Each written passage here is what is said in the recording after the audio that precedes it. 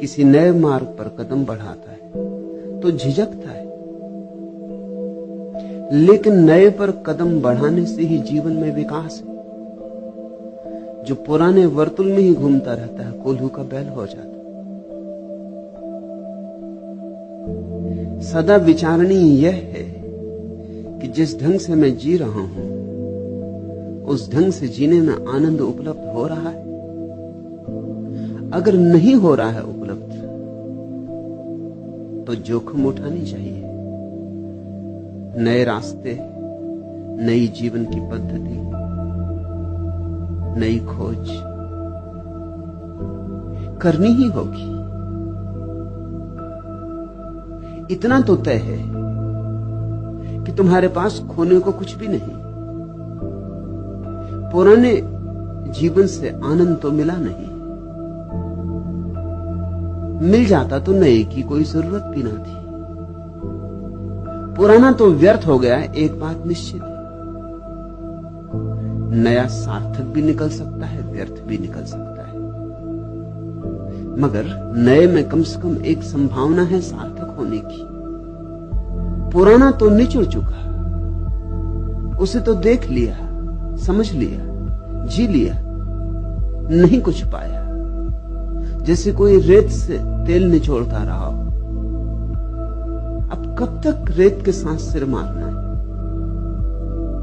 मैं नहीं कहता कि नए से आनंद मिल ही जाएगा, क्योंकि आनंद मार्ग पर कम निर्भर होता है, मार्गी पर ज्यादा निर्भर होता है। पथ पर कम निर्भर होता है, पथिक पर ज्यादा निर्भर होता है। इसलिए असली बदलाहट पथ की नहीं होती, असली बदलाहट तो पथिक की होती है। मगर पथ की बदलाहट से शुरुआत होती। तुम बाहर हो, इसलिए बाहर से ही रूपांतरण शुरू करना होगा। बाहर की बदलने की हिम्मत जुटाओ तो भीतर बदलने की हिम्मत भी सघन होगी। और अगर थोड़ी बूंदें पड़ने लगी आनंद की तो उमंग और उत्साह से नए का अन्वेषण शुरू हो जाएगा। मगर एक बात तो तय है कि तुम्हारे पास खोने को कुछ भी नहीं, इसलिए व्यर्थ चिंता मत लो। मिला क्या है पुराने को पकड़े रखने से? तो खो भी कुछ न जाएगा। और जब खोने को कुछ नहीं है तो डर क्या है? या तो कुछ मिलेगा, ज्यादा से ज्यादा यही होगा कि नए से भी नहीं मिलेगा, तो फिर और नए को खोजेंगे। हमेशा ध्यान इसका करो कि जिस ढंग से हम जिए हैं, जो हम अब तक सोचे हैं, विचारे हैं, उससे कुछ मिला है या नहीं, विचार उसका करो। भविष्य का विचार मत करो कि क्या मिलेगा क्या नहीं मिलेगा, क्योंकि भविष्य तो अज्ञात है, संन्यास तो अपरिचित है। प्रयोग में उतरने से ही पता चलेगा। स्वाद लोगे तो ही पता चलेगा। स्वाद के पहले कैसे तय करोगे कि स्वादिष्ट है वस्तु या नहीं? किसी पे भरोसा करना होगा, किसी ने जिसने स्वाद लिया हो। यहां तुम आती हो चंद्ररेखा, मैंने स्वाद लिया है। मैं तुम्हें कहता हूं आओ बढ़ो, और यहां बहुत हैं जो मस्त हो रहे हैं, डूब रहे हैं। उनकी मस्ती और डुबकी देखकर ही तो तुम्हारे मन में भी सन्यास का भाव उठता है। नहीं तो सन्यास का भाव क्यों उठे? तुम्हारा हृदय आंदोलित हो रहा है, सिर्फ तुम्हारा मस्तिष्क बाधा डाल रहा है। मस्तिष्क सदा ही रूढ़िवादी होता है, हृदय सदा नए के साथ जाने को आतुर होता है, और मस्तिष्क सदा पुराने के साथ बंधा रहने के लिए तैयार। मस्तिष्क के पास अतीत के अतिरिक्त कुछ भी नहीं। मस्तिष्क के पास जो भी है स्मृति की संपदा है, वह सब अतीत है। मस्तिष्क का भविष्य होता ही नहीं। कोई भी चीज मस्तिष्क का हिस्सा बनती है जब अतीत हो जाती। जब तुम्हारा अनुभव हो जाता तब मस्तिष्क का हिस्सा बनता है। मस्तिष्क जीता है अतीत में, मुर्दा में, इसलिए मस्तिष्क डरता है भविष्य में जाने में। हृदय सदा तैयार है छलांग लेने को। तुम्हारा हृदय तो उत्साह से भरा है, तुम्हारा हृदय तो उठा लेना चाहता है कदम, मस्तिष्क चालाकियां बरत रहा है। मस्तिष्क कहता है ठहरो, सोचो, पहले निर्णय करो, कहीं ऐसा ना हो कि जाओ भी नए पथ पर और कुछ ना मिले, कहीं ऐसा ना हो कि बीच से लौट आना पड़े, कहीं ऐसा ना हो कि जीवन की पद्धति बदलो, इतना श्रम उठाओ और श्रम के अनुकूल पुरस्कार ना हो। तो थोड़ा सोचो, गणित बिठाओ, हिसाब लगाओ। लेकिन मस्तिष्क की सुनी अगर तो कभी कदम उठ ना सकेगा। थोड़ा सोचो, छोटा बच्चा मां के पेट में है, अभी जन्म होने के करीब है। अगर मस्तिष्क हो, अगर बुद्धि पैदा हो गई हो, तो बुद्धि कहेगी कहां जाते हो? जीवन की ये प्रक्रिया, ये ढंग, ये गर्भ में रहना कितना सुखद है। कोई झंझट नहीं, कोई चिंता नहीं, कोई दायित्व नहीं। 24 घंटे सोए रहो। कहां जाते हो? पता नहीं बाहर क्या होगा, कौन सी मुसीबतें आए, कौन सी चुनौतियां आए। अगर बच्चे के पास थोड़ा गणित हो, तर्क हो, तो कोई बच्चा मां के गर्भ से पैदा ही ना हो। लेकिन गणित नहीं होता, गणित बाद में आता है, सौभाग्य की बात, तर्क बाद में आता है। बच्चे के पास तो सिर्फ हृदय होता है, नए के लिए आतुर, उत्सुक। अगर हम बुद्धि की बात मान के चलें तो पृथ्वी जरा जीर्ण से भर जाती। इस देश में ऐसा ही हुआ है। लोगों ने अतिशय बौद्धिकता के साथ अपने गठबंधन बना लिए, इसलिए यह देश जरा जीर्ण हो गया है। इस देश में यौवन नहीं रहा, यह खंडहरों में जी रहा है। यह अब भी अतीत के ही गुणगान करता है। इसके पास कोई उमंग नहीं है नए के लिए। यह गिर गए पीले पत्तों की प्रशंसा करता है, नई जो कौपलें खिलती हैं उनकी तरफ पीठ फेर लेता है। यह पूजता है पत्थरों को, जड़ को, अतीत की लकीरों को। यह लकीर का फकीर हो गया है और ऐसा ही सारे लोगों का चित्त हो गया है। हिम्मत जुटानी पड़ेगी। और मैं तुमसे इतना कहता हूं कि नए के साथ हारने में भी जीत है, पुराने के साथ जीतने में भी जीत नहीं। पुराने के साथ सुख भी मिले तो ज्यादा से ज्यादा उसका अर्थ सुविधा होती है। नए के साथ दुख भी मिले तो भी विकास होता है। नए के साथ पाया गया दुख ही तपश्चर्या है, उसे ही मैं तपश्चर्या कहता हूं। धूल लगा के शरीर पर पोत कर बैठ गए, या कांटों की सैया बना के लेट गए, या उपवास किया, इस सबको मैं तपश्चर्या नहीं कहता। इस सबको तो मैं रुग्ण चित्त की मूढ़ता कहता हूं। तपश्चर्या तो एक है, नए के साथ जाने का साहस, अज्ञात में उतरने की हिम्मत। जैसे छोटा बच्चा मां के गर्भ को छोड़ता है। अभी 2 दिन पहले पास के ही एक वृक्ष पर एक चिड़िया अपने बच्चों को बड़ा कर रही थी।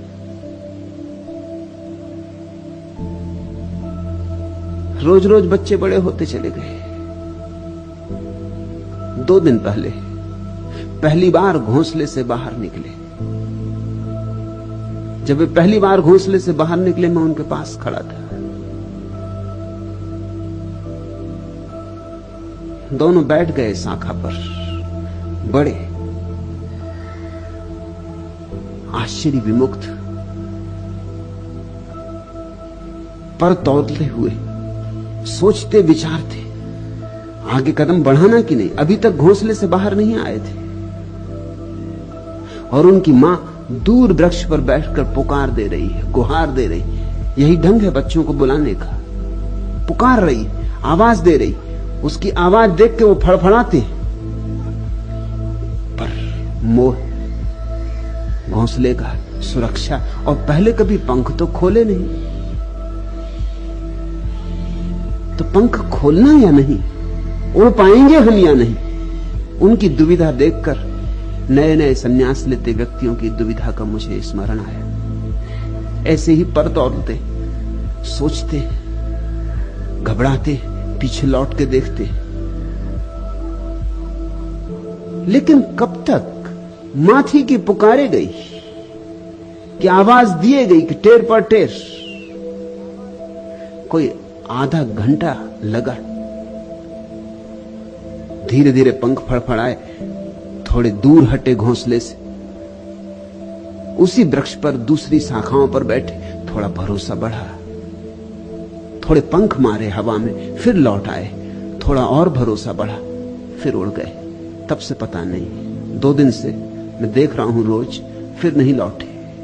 अब क्या लौटना, पड़ा रह गया है घोंसला, पड़े रह गए उसमें 2 अंडे टूटे फूटे। पक्षी भी हिम्मत जुड़ा लेते हैं आकाश में उड़ने की जो कभी नहीं उड़े, और मनुष्य होकर भी हम हिम्मत नहीं जुटा पाते। मैं तुम्हें पुकार रहा हूं, दूर वृक्ष से टेर दे रहा हूं, ये रोज टेर चल रही है। तुम कहती हो हर बार यहां आती हूं, तो बिना सन्यास लिए चली जाती हो। सन्यास का भाव तो कई बार मन में उठता है, लेकिन लेने का साहस नहीं जुटा पाती। चंद्ररेखा, थोड़े पर फड़फड़ाओ, थोड़े नए की पुलक से भरो, थोड़ी हिम्मत जुटाओ। पंख तुम्हारे पास है, मैं तुम्हें आकाश से बुलाता हूं, मैं तुम्हें दूर का निमंत्रण दे रहा हूं। ऐसा नहीं कि तुम्हारे पास पंख नहीं, उतने ही पंख हैं जितने मेरे पास, सिर्फ भरोसा नहीं। और भरोसा आए कैसे? उड़ो तो आए। इतना कह सकता हूं कि नए के साथ मिला दुख भी बहुत प्रीतिकर है, और नए में थोड़ा दुख तो मिलेगा। क्या तुम सोचते हो वो जो बच्चे पक्षियों के उड़े, पीड़ा नहीं हुई होगी? हवा के झोंके, रात वर्षा हुई, किसी वृक्ष पर बैठे होंगे बिना घोंसले के, अब पंख भीग गए होंगे, ठिठुरते होंगे सर्दी में, मन में ख्याल भी आता होगा अपना घोंसला अच्छा था, इस किस झंझट में पड़ गए। लेकिन फिर भी आकाश में उड़ने का आनंद ऐसा है कि ये सब कीमतें चुकाई जा सकती हैं, चुकानी ही पड़ती, और जो चुकाता है कीमत वही पाता है। गंध से बोझिल पवन है और फिर चंचल चरण है, कौन सा मौसम लगा है, दर्द भी लगता सगा है। अनमिली स्वर लहरियों के गीत जादू डालते, सारदी मेघों तले मैदान फूल उछालते। आज तो बस में नमन है, गीत से भीगा गगन है, प्राण को किसने ठगा है, दर्द भी लगता सगा है। ओ उदासी की किरण भटकी हुई क्या कह रही है तू, धुंधलके के पार यूं निस्सार क्यों बह रही है तू, धुंधलके के पार यूं निस्सार ही क्यों बह रही तू। प्रीति का कोई वचन है, नित निभाना प्रणय प्रण है, नैन में सपना जगा है, दर्द भी लगता नया है, दर्द भी लगता सगा है। पूर्ण यौवन भार खेतों में लचकती सांधे वेला, बांसुरी के स्वर सरीखा एक मेरा स्वर अकेला। टेरता मानो विजन है और तन मन में चुभन है, कौन सा मौसम लगा है, दर्द भी लगता सगा है। नए के साथ दर्द भी बहुत सगा है, पुराने के साथ सुविधा भी। सिर्फ धीमी धीमी आत्महत्या है और कुछ भी नहीं। क्या है छोड़ने को, क्या मिट जाएगा, पाया ही कुछ नहीं तो छूटेगा क्या। इसलिए खोजो, और तब तक खोजते ही रहो जब तक मिल ना जाए, तब तक कदम ना रुके, तब तक पंख बंद ना हो। चाहे कितना ही भय लगे, पर तौल नहीं होंगे, आकाश में उड़ना ही होगा। और चुनौती जग गई है, कब तक झुठलाओगी, कब तक लौट लौट जाओगी। ये लौट जाना आदत ना बन जाए, ये लौट जाना भी लकीर ना बन जाए। इसके पहले कि ये आदत बन जाए, कुछ करो, कुछ जगो, कुछ कुछ साहस जुटाओ। पार करना चाहते हो इस गरजते सिंधु को, यदि प्राण लेकर आज लहरों में उतरना ही पड़ेगा। यह तरंगें दूर से चलकर तुम्हारे पास आती, उस नए जग के नए संदेश अपने साथ लाती। कूल पर बैठे मनन करते रहोगे और कब तक? हो मुखर उस पार वीणाएं मधुर तुमको बुलाती। चाहते यदि तुम नया जीवन, नया यौवन, नया मन, आज बाहों में उमड़ता सिंधु भरना ही पड़ेगा। तुम नया विश्वास लेकर पग बढ़ाओ आज अपना, तुम नया इतिहास लेकर द्रग उठाओ आज अपना। छूट जाने दो बहुत पीछे पुराने इस गगन को, तुम नया आकाश लेकर जग सजाओ आज अपना।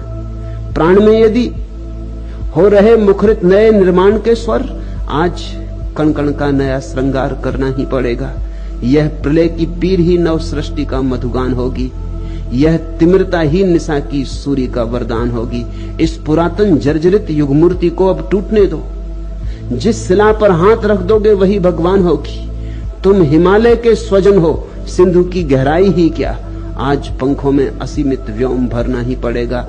पार करना चाहते हो इस गरजते सिंधु को, यदि प्राण लेकर आज लहरों में उतरना ही पड़ेगा। उतरो। डूबने का भय लगता है तो भी उतरो। सभी नए तैरना सीखने वालों को डूबने का भय लगता है। जो डूबने के भय से रुक ही गया किनारे पर, वह तो जान ही ना पाएगा आनंद तैरने और तिरने का। और दूर है किनारा दूसरा, और वही है मंजिल। जाना है पार तो ही परमात्मा मिले। सन्यास तो केवल एक छोटी सी नौका है उस पार जाने की। माना दूर धुंधलके में छिपा उस पार का किनारा दिखाई तो पड़ता नहीं, इसलिए किसी आंख वाले से संबंध जोड़ना होता है, इसलिए किन्हीं आंख वालों के पास उठना बैठना होता है, ताकि तुम्हारे भीतर भी सोए हुए स्वर धीरे धीरे सबल हो जाएं, तुम्हारी वीणा पर भी चोट पड़े। चंद्ररेखा इसीलिए तू आती रही। इस आने का कुछ अर्थ न रह जाएगा अगर इस रस में न डूबी। तो फिर ऐसा ही होगा, सरोवर तक आए और प्यासे ही लौटते रहे। सरोवर तक आने से प्यास नहीं बुझती। अंजलि बनानी होगी, झुकना होगा, जल भरना होगा, कंठ में उतारना होगा, तो प्राण तृप्त होते हैं। संन्यास झुकने की प्रक्रिया है, अंजलि बांधने की।